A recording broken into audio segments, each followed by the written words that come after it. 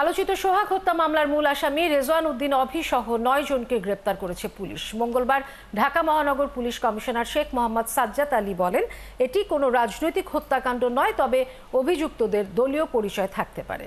বিস্তারিত ইমতিয়াজ সনির প্রতিবেদনে।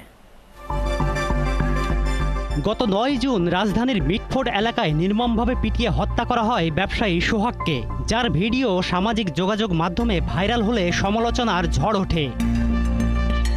হত্যায় অংশ নেওয়া বেশিরভাগের পরিচয় জানা গেলেও আকাশি রঙের শার্ট পরে সোহাগকে কংক্রিট দিয়ে আঘাত করা যুবকের পরিচয় নিয়ে ধোঁয়াশা সৃষ্টি হয়। এবার ওই যুবককে পটুয়াখালী থেকে গ্রেপ্তার করা হয়েছে বলে জানায় ডিএমপি কমিশনার।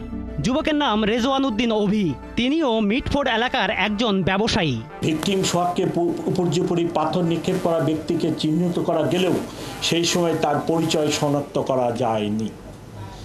পরবর্তীতে পুলিশের বিশেষ টিমের সহায়তায় তার পরিচয় নিশ্চিত হয়ে তার অবস্থান চিহ্নিত করে 15 জুলাই তাকে পটুয়াখালী জেলা হতে গ্রেপ্তার করা হয়।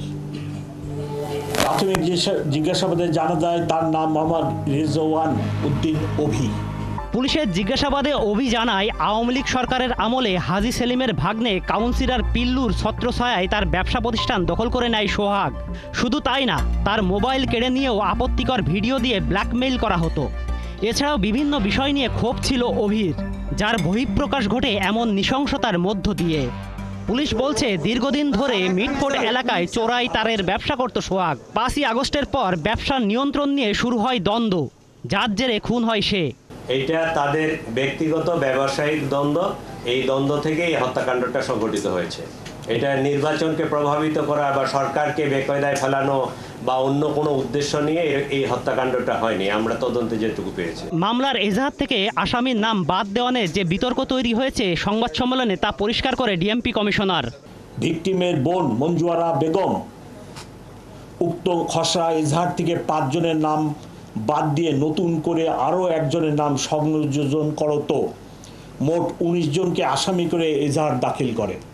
সোহাগ হত্যা মামলায় এখন পর্যন্ত গ্রেপ্তার হয়েছে 9 জন, বাকি আসামিদেরও গ্রেপ্তার অভিযান চলছে। ইমতিয়াজ সনি, 71, ঢাকা।